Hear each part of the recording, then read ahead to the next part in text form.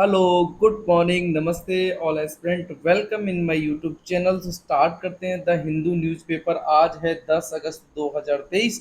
और जिस तरीके से हम लास्ट द हिंदू न्यूज़पेपर को कवर किए थे, इसमें हमारा जो क्वेश्चन नंबर अब तक हमने 19 क्वेश्चनों को अच्छी तरीके से with in new and old pattern के थ्रू हमने उसको सॉल्व करने की कोशिश की थी।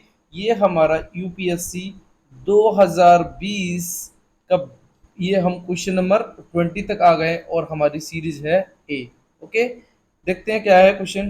Consider the following statement, the president of India can summon a session of parliament at such places as he she think fits. Okay, उसके बाद दूसरा क्या है हमारे पास। The constitution of India provided for a three session of the parliament in a year but it is not a mandatory to conduct all three session.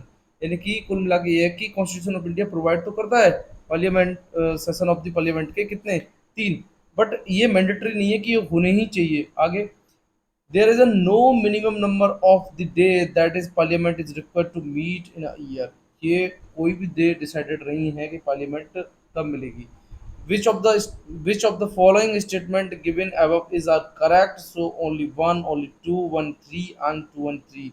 so अब हम इस क्वेश्चन को लास्ट में डिस्कस करेंगे। जिसको भी इसका आंसर पता है वो कमेंट बॉक्स में देगा। ठीक है, जैसा कि अपना रूटीन है कि हम एक पीवाईक्यू देखने के बाद उसके बाद देखते हैं अपना पीसी। पीसी बोले तो प्रीलिम्स करंट, और 9 अगस्त एक दिन पहले का देखते हैं हम। ओके, तो देखते हैं क्या है। न्यू डायनासोर स्पीसीज, ये डायनासोर की एक स्पीसीज पाई गई है कहाँ पे, थैरोश्योरिन। इसको इसका नाम दिया गया है थैरोश्यूरुस इंडिसिस। अच्छा, अब एक्चुअली थैरोसिस क्यों दिया गया, क्योंकि ये थार के नाम से इसका नाम निकला है। किसके नाम से, थार। थार आपने सुना होगा, तो थार डेजर्ट है, कहाँ पड़ता है, राजस्थान में। तो यहाँ पे देखेंगे फाउंड कहाँ पे, ये जैसलमेर राजस्थान। थोड़ा सा मैं जूम कर लेता हूँ। ओके, देखते हैं। तो न्यू डायनासोर स्पीसीज जो आपकी पाई गई है वो कहाँ पाई गई है, जैसलमेर राजस्थान में। आइडेंटिटी क्या है इसकी, लॉन्ग नेक्ड, यानी कि इसकी जो गर्दन है यू कैन सी दैट वो लॉन्ग है। ये प्लांट को खाता है, प्लांट ईटिंग है। और इसका नाम जो है डेक्रियोसॉरिड्स डायनासोर्स, इस नाम से नामकरण किया गया है, डेक्रियोसॉरिड्स डायनासोर्स। ये लगभग 167 मिलियन ईयर ओल्ड, यानी कि लगभग 167 मिलियन साल पहले ये थे। उसके बाद ओल्डेस्ट डेक्रियोसॉरिड्स बाज ये कहाँ से, चाइना से फाउंड हुआ है। बाज फाउंड, या फाउंड लिखा होगा, सॉरी, फाउंड फ्रॉम कहाँ से, चाइना से। अबाउट लगभग 166 से 164 मिलियन ईयर ओल्ड्स। ओके, आगे देखते हैं। इसके फॉजिल्स तो मिले हैं, कहाँ मिले हैं फॉजिल्स वो देखेंगे। Dacriosaurs dinosaurs found in the north and south America. North and south America में इसके फॉजिल्स मिले हैं, चाइना में मिले हैं एंड अफ्रीका में मिले हैं। Okay, name on the behalf of the Thar desert, किसका नाम रखा गया, थार डेजर्ट के नाम पे इसका नाम रखा गया। नाम क्या है, नाम आपको देखना है, इसका नाम है थैरोशियोरस इंडिसिस। ओके, आगे देखते हैं। फिर है हवाना सिंड्रोम। एक्चुअली में हवाना है ना, ये क्यूबा का एक शहर है।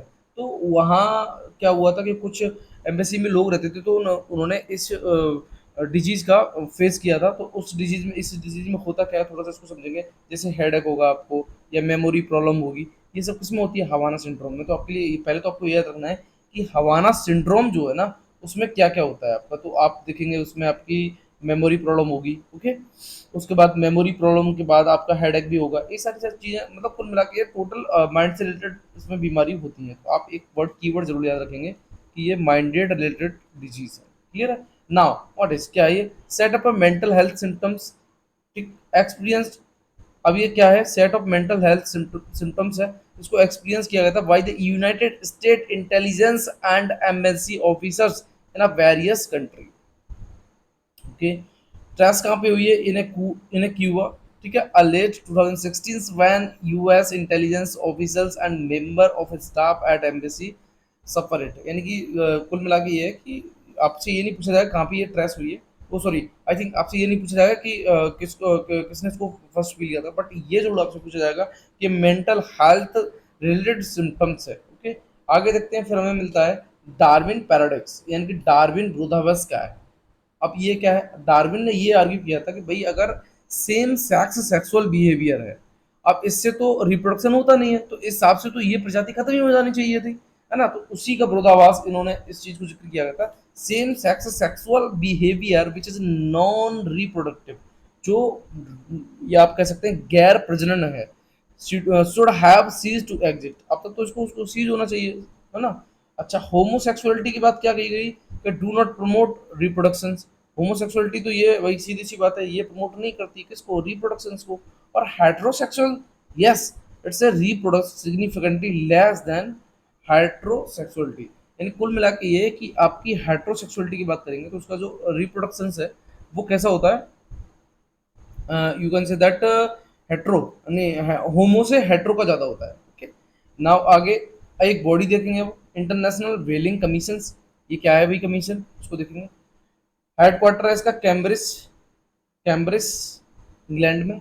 इसकी जेनेसिस, इसकी कहाँ से जेनेसिस हुआ है, उत्पत्ति कहाँ से हुई है, international convention for the regulation of whale in 1946। Okay, इसका मैंडेट क्या मैंडेट करता है, ये provided for the proper conservation of the whale stocks, यानी कि proper conservation of the whale stock. Membership की बात करेंगे तो कितने मेंबर इसमें, 88 कंट्री हैं। और मेंबर इंडिया है, yes, India as a member of the whale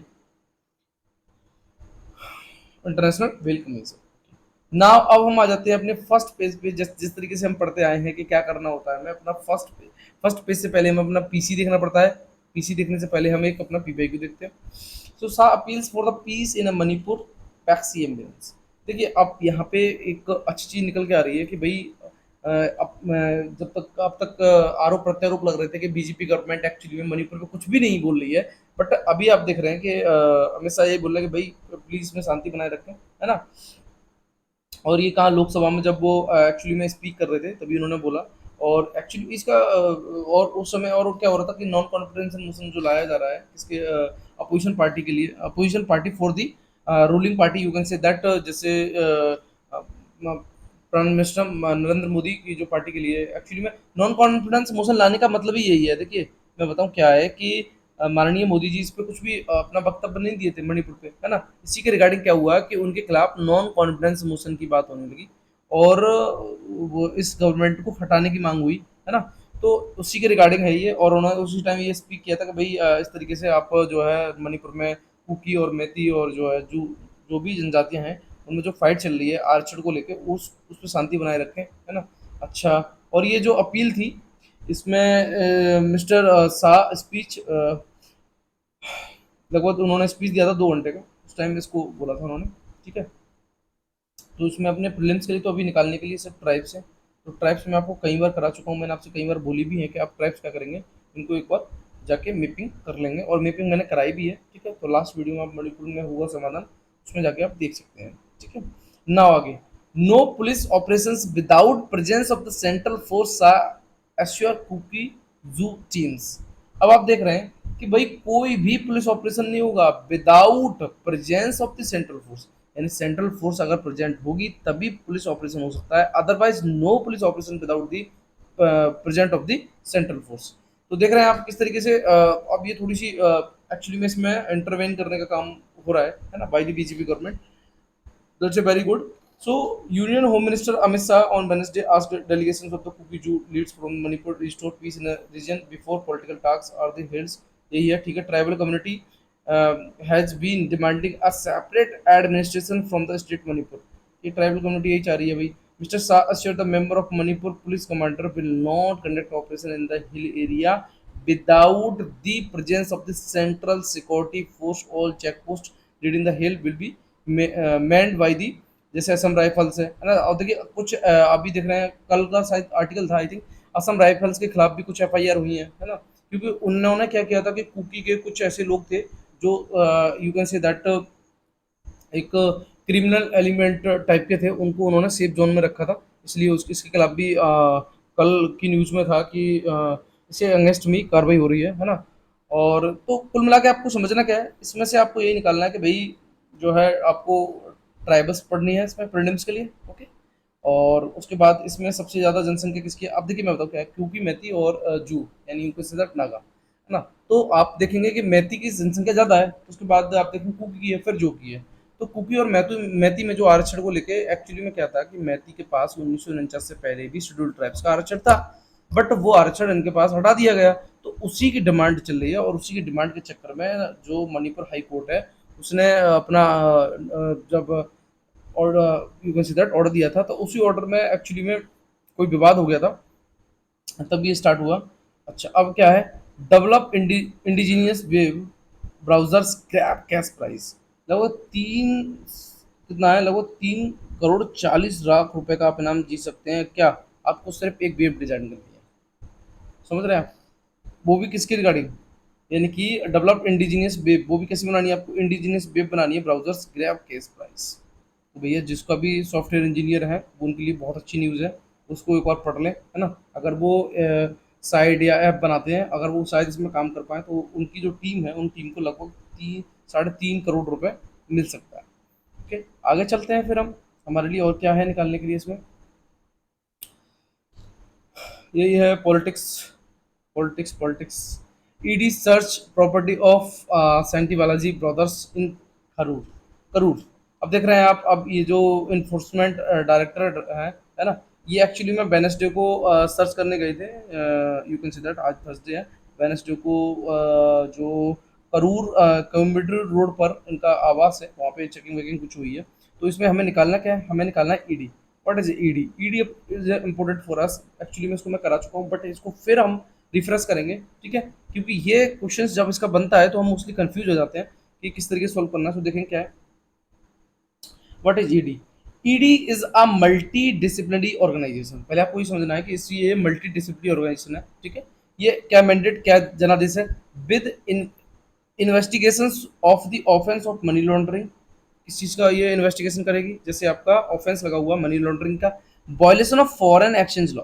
okay, now function की बात करेंगे, it is an agency under the department of revenue, किस डिपार्टमेंट के अंदर आता है ये, department of revenue of the ministry of finance, ठीक है।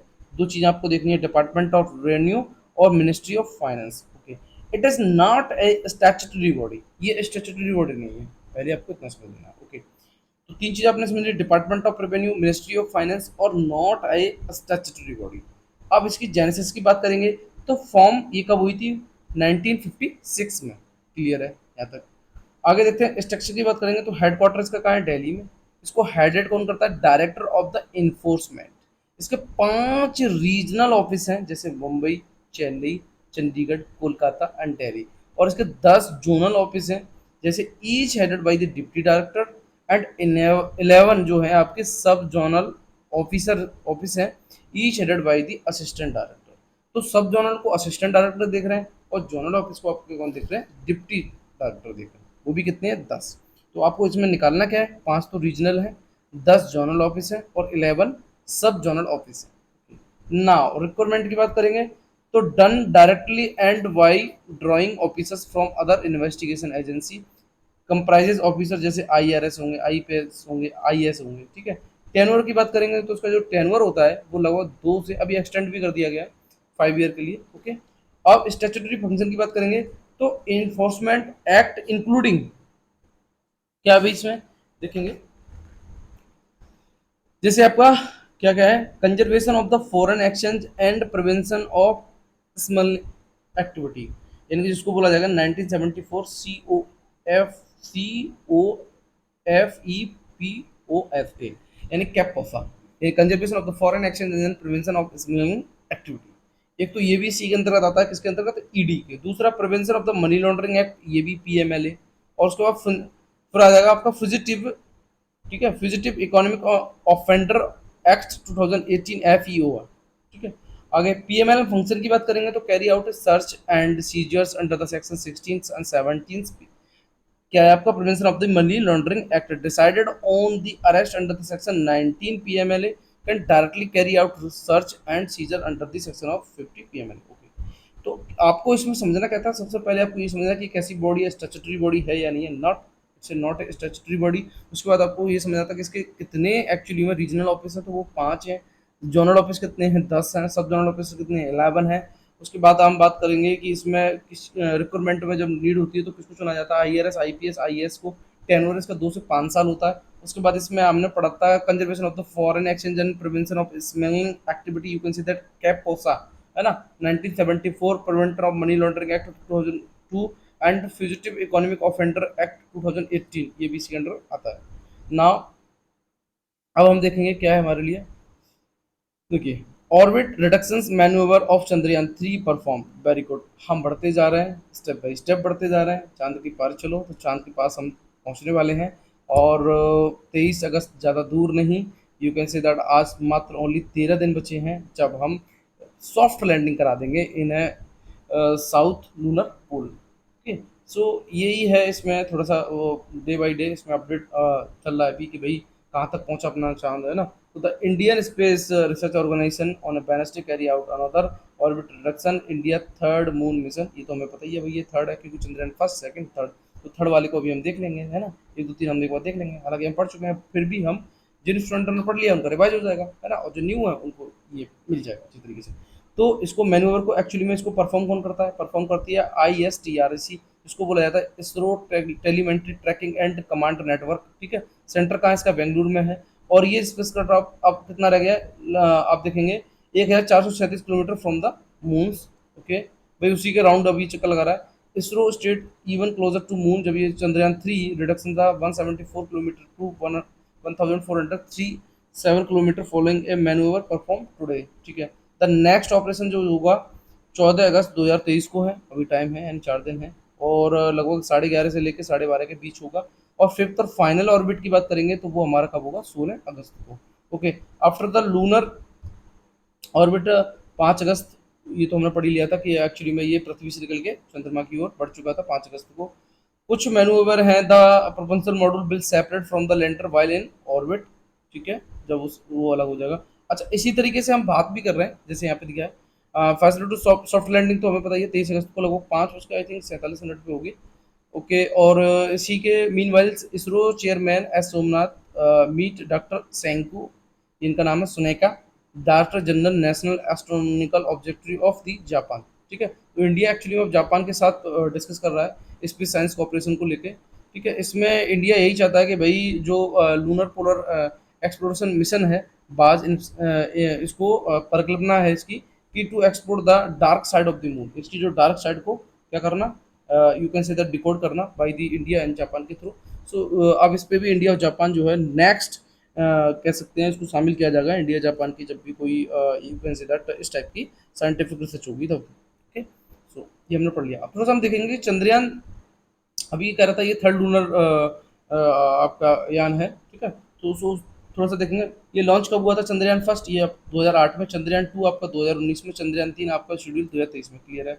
अच्छा, इसकी ऑब्जेक्टिव क्या है, ऑब्जेक्टिव की बात करेंगे, सॉरी, ऑब्जेक्टिव की बात करेंगे तो चंद्रयान फर्स्ट का ऑब्जेक्टिव है स्टडी करना लूनर सरफेस की, ये सरफेस की बात करता है, study the lunar surface and lander rover and lunar south poles. ठीक है, उसके बाद ये क्या कर रहा है आपका लूनर सरफेस की भी, लैंड रोवर की एंड लूनर साउथ पोल्स की।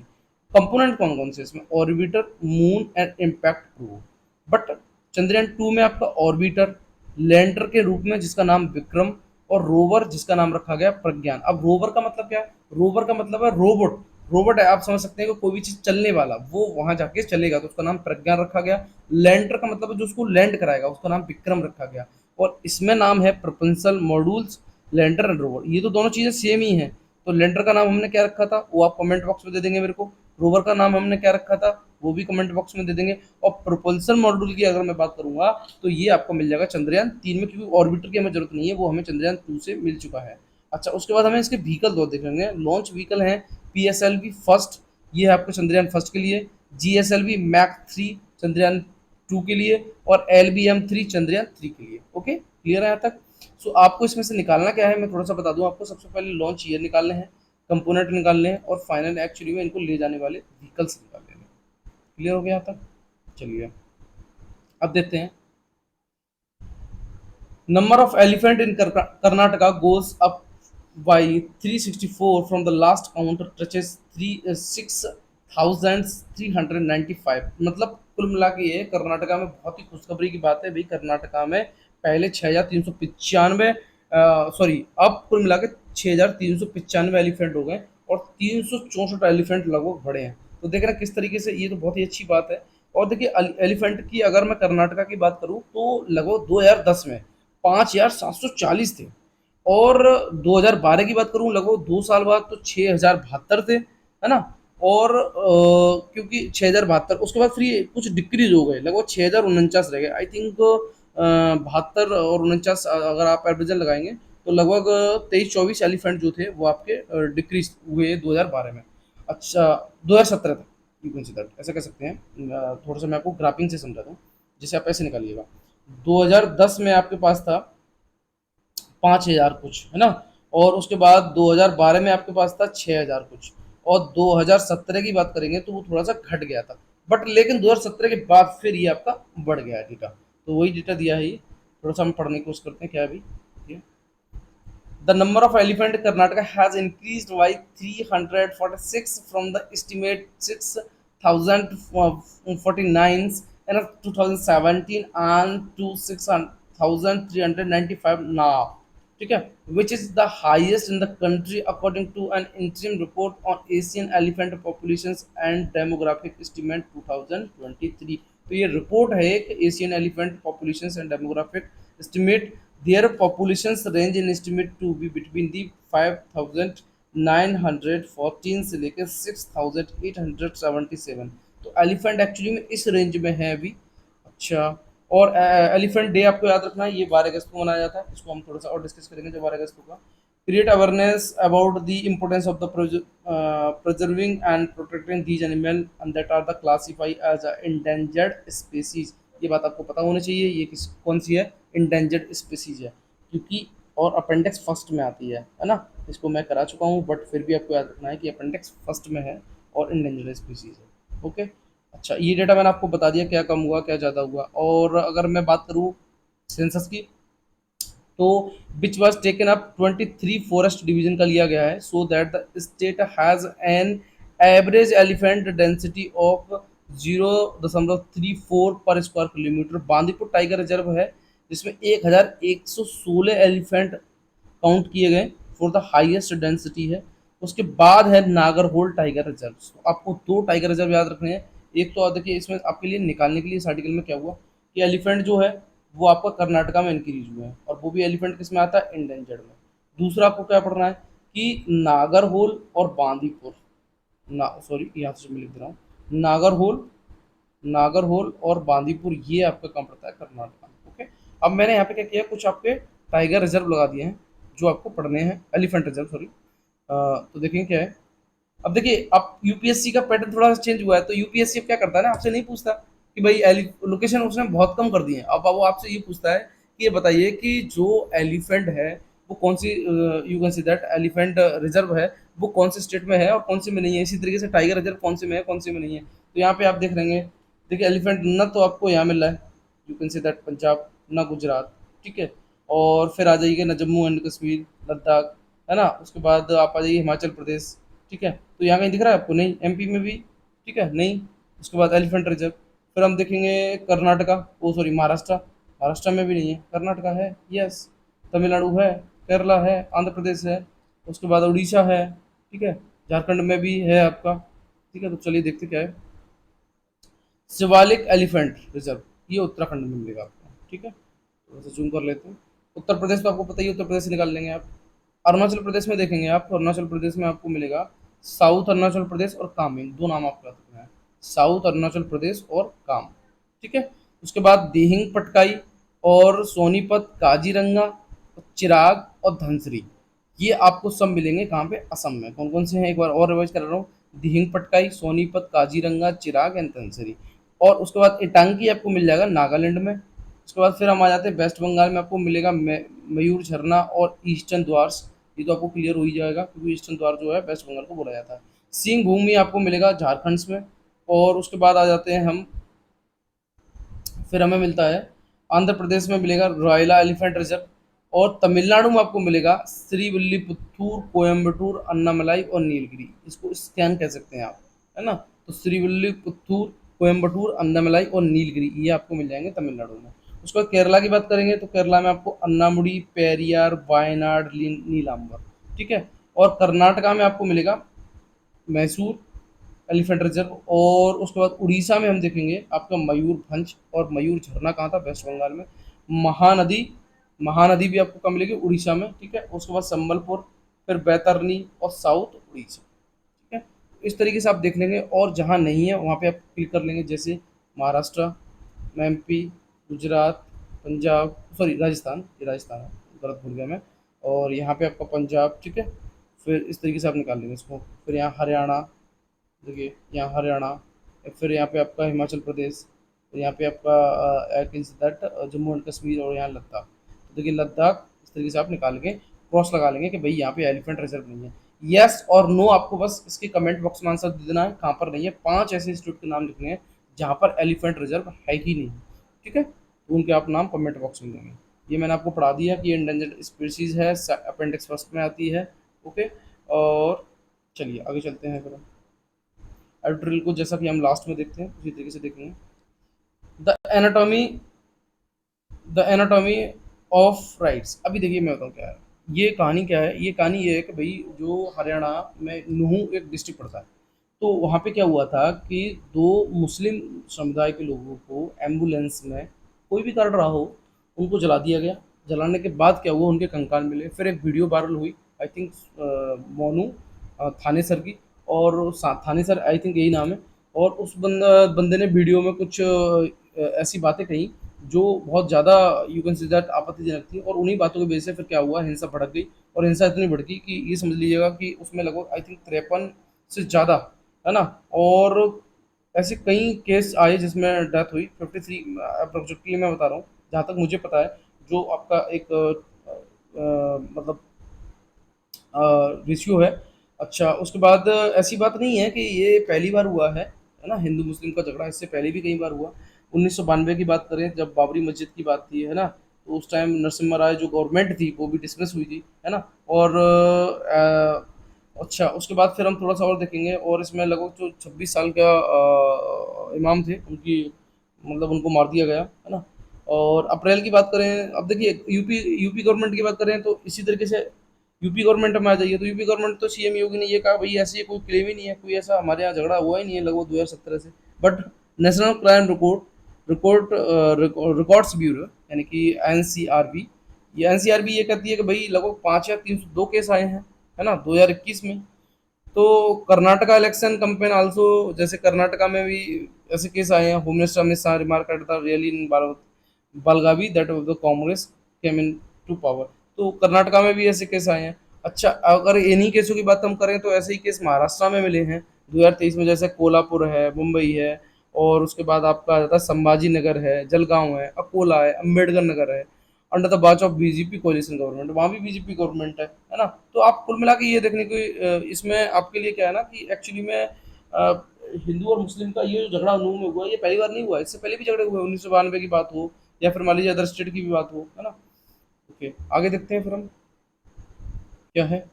ये है, can S M R S help India achieve net zero.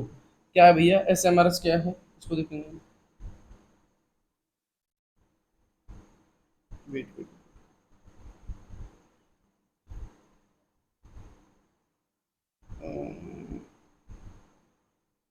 चलिए कोई नहीं, मैं बता रहा हूँ आपको। क्या है, there are S M R S पढ़ रहे हैं, there are a compact nuclear reactor, पहले आपको समझ लेना है। Compact nuclear reactor that can be use for various application, जिसको जो वेरियस एप्लीकेशन में यूज होता है, such as power generation in remote area, ठीक है, space missions and research purpose. They are design to be more portable and versatile than traditional larger reactor. Actually में ये क्या है, आपका मोर पोर्टेबल एंड वर्सेंटाइल है किससे, लार्जर ट्रेडिशनल रिएक्टर से, क्या, एस एम आर एस, ठीक है। तो अब हम थोड़ा सा इसको देखेंगे क्या है।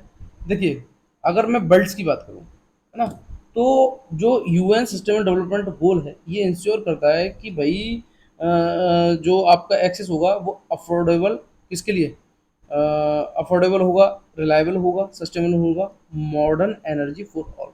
और कुल मिला के ये है कि जो एनर्जी होगी वो सभी के लिए होगी, मॉडर्न एनर्जी। अच्छा, उसके बाद सिंस अभी तक वर्ल्ड जो है ना वो फॉजिल्स फ्यूल्स पर लगभग 82% एनर्जी सप्लाई होती है, और decarbonise the power sector in a critical.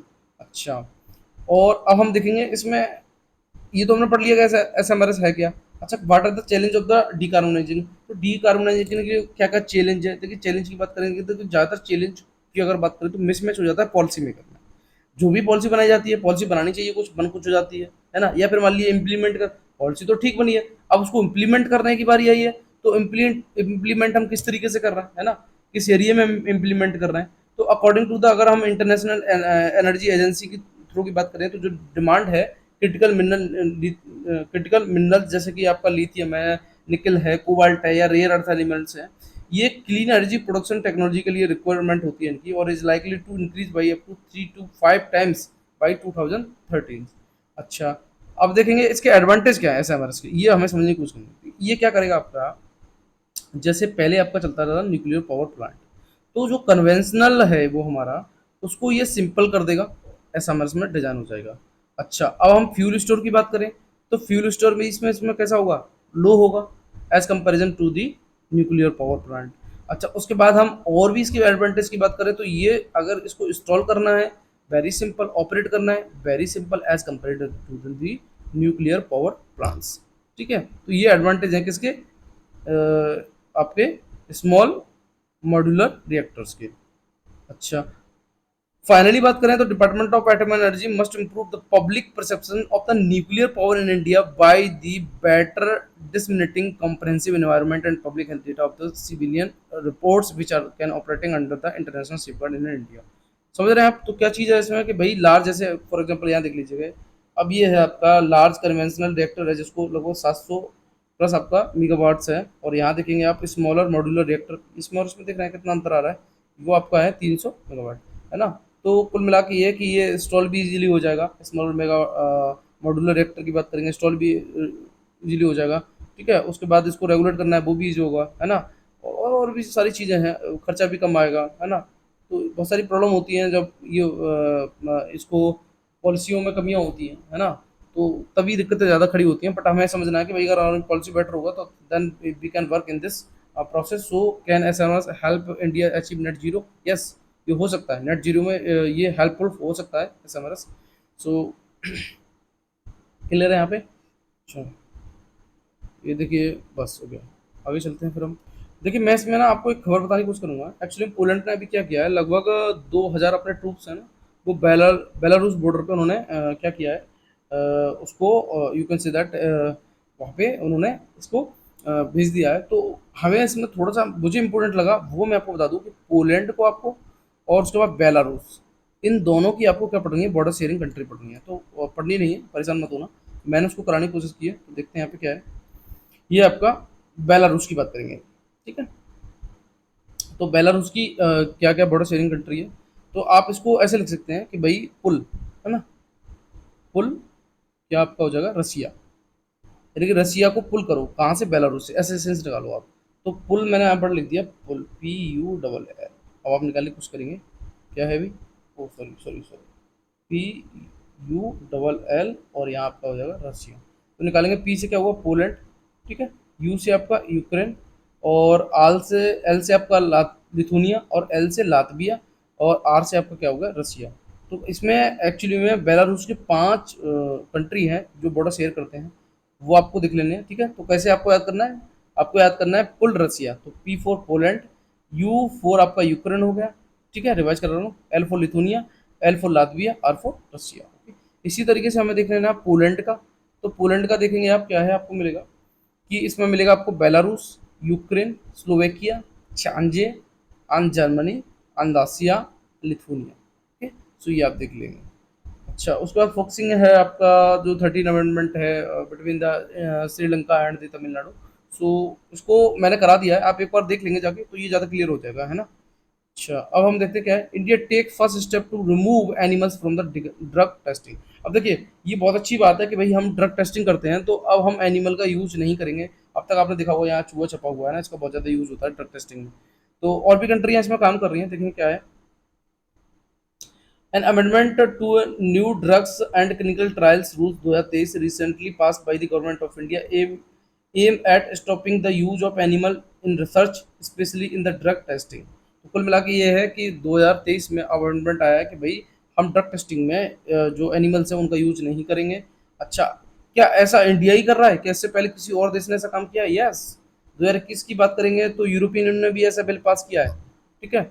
और 2022 में बात करेंगे दिसंबर में, तो यूएस ने भी पास किया जिसको बोला गया है आपका एफडीए, मॉडर्नाइजेशन एक्ट 2.0 वर्जन। ठीक है, इसने भी सेफ्टी की बात करी है कि भाई हम इसको यूज नहीं करेंगे एनिमल्स को। इसी तरीके से साउथ कोरिया ने भी एक बिल इंट्रोड्यूस किया जिसको बोला गया utilization of the development and dissemination and use of the alternative of animal testing methods. इसी तरीके से जून की बात करेंगे 2023 में, तो कनाडा ने भी एक बिल पास किया कि भाई हम इन्वायरमेंट को प्रोटेक्ट करने के लिए एनिमल्स को यूज नहीं करेंगे, इस टाइप की हम चीज़ों को बैन कर देंगे फॉर द ड्रग टेस्टिंग। इसी तरीके से अब हमारी आ गई प्यारा भारत ने भी 2023 में इस तरीके की एक अमेंडमेंट लाया गया है कि भाई अब हम एनिमल का यूज नहीं करेंगे। तो देख रहे हैं आप 4-5 ऐसी कंट्री हैं जिन्होंने इस पे काम किया है। ठीक है, ओके। अच्छा, अब इसके लिए अल्टरनेटिव, अब जब मान लीजिए आपने एनिमल्स को वहां से हटा दिया, आप उसका उससे उसके थ्रू टेस्टिंग नहीं कर रहे हैं, तो अल्टरनेटिव मेथड क्या होगा आपके पास? यस, अल्टरनेटिव मेथड है जैसे organ organ on a chip. अभी आपने इस चिप का नाम सुना होगा, organ on a chip. Actually में ये चिप क्या करती है, ये आपकी जितने भी ह्यूमन सेल्स होते हैं उनसे कनेक्ट हो जाती है। ठीक है, और आपका जो ब्लड फ्लो होता है इनसाइड द बॉडी, उससे ये आपकी जो भी ड्रग्स की नीड्स होगी, है ना, जो भी ड्रग्स इसमें काम करेगा, उसके उसके थ्रू इसको बनाया जाता है। तो अल्टरनेटिव मेथड में जैसे आपका हो जाएगा ऑर्गन ऑन ए चिप, है ना, आप समझ रहे होंगे इसके नाम से ही, ऑर्गन ऑन ए चिप। ठीक है, उसके बाद ऑर्गोनोइड्स है या मिनी ऑर्गन्स हैं, है ना, ये इसके ऑल्टरनेटिव मेथड होंगे फॉर द ड्रग टेस्टिंग, है ना, replace by the you can say that animals. ठीक है, अच्छा, उसके बाद 3D बायो प्रिंटिंग भी है, ये भी इसमें काम करेगा। ठीक है, तो किसमें, आपका एनिमल्स को रिप्लेस करने में। ये आप समझ गए होंगे क्या है। अच्छा, अब आगे चलते हैं फिर हम। अब हम देखते हैं अपना आर्टिकल। देखिए इस आर्टिकल में क्या है ना, the calculus behind political neutrality. अभी मैं बताऊं आपको क्या है कि जैसे आपने इंडिया ग्रुप सुना होगा, है ना, इंडिया। तो ये इंडिया जो ग्रुप है ना, इसमें कई पार्टियां मिली हुई हैं। इसको बोला गया Indian national development inclusive alliance, है ना। इसमें कई पार्टियां मिली हुई हैं और ये 2024 के इलेक्शन की तैयारी कर रही हैं, है ना। तो एक्चुअली में मैं आपको थोड़ा सा इसमें बताने की कोशिश करूँ कि क्या है ये पार्टी। कुल मिला के आर्टिकल जो है ना, वो आपका टोटल पॉलिटिकल पार्टी पे है। तो इतना कुछ टेंशन नहीं लेना है, कुछ भी समझ में नहीं आए तो, है ना। बट पार्टियां बहुत सारी दी गई हैं। तो जैसे 3 पार्टियां आपकी जो थी, है ना, जैसे आपका बिजू जन दल है, उसके बाद है आपका युवा जन, सॉरी थोड़ा सा मैं इस पे बड़ा कर दे रहा हूँ, आपका युवा जन और श्रमिका रैयतु कांग्रेस पार्टी, है ना, YSRCP बोलते हैं, या फिर भारत राष्ट्रीय समिति यानी BRS, जिसको हम पहले बोलते थे तेलंगाना राष्ट्रीय समिति यानी TRS। और उसके बाद देखते हैं बहुजन समाज पार्टी, तो एक्चुअली इसमें से निकल गई। तो 43 सीट जो थी इन सब पार्टियों ने 2019 में ले पाई, और 22 सीट तो किसकी आई थी, YSRCP की। YSRCP बोले तो युवा जन श्रमिक रहित कांग्रेस पार्टी, है ना। और 9 सीट जो थी वो TRC की थी, और 12 सीट जो मैं बात करूँ तो वो BSG की थी। और I think Bahujan Samaj party की आई थिंक 1 सीट थी, ऐसा कुछ था, है ना। तो उसी के रिगार्डिंग ये है कि अब पार्टियां कलेक्शन बना रही हैं, अपना कलेक्ट हो रही हैं, है ना। और to fight the Modi government in 2024। So एक अगर बात करूं मैं यहाँ पे आपकी आंध्र प्रदेश और उड़ीसा जैसे राज्यों में, तो जहाँ मुख्यमंत्री तो भाजपा के राष्ट्रीय प्रवक्ता में शामिल हैं, लेकिन उनकी योजनाओं की अगर बात करें तो वो क्रेडिट एट्रीब्यूशनल, मतलब कुल मिला के ये कि एक झगड़ालू काफी खेल तक हो सकता है ये, है ना। इन दोनों राज्य में प्रधानमंत्री को कुछ केंद्रीय योजनाओं पर लोकसभा में भाजपा के लिए वोट जीतने की अनुमति तो दी जाती है, लेकिन मुख्यमंत्री राज्य सरकार द्वारा प्रदान किए गए विकास लाभों का श्रेय और वोट लेकर चले जाते हैं। समझने की कोशिश कर रहे हैं आप।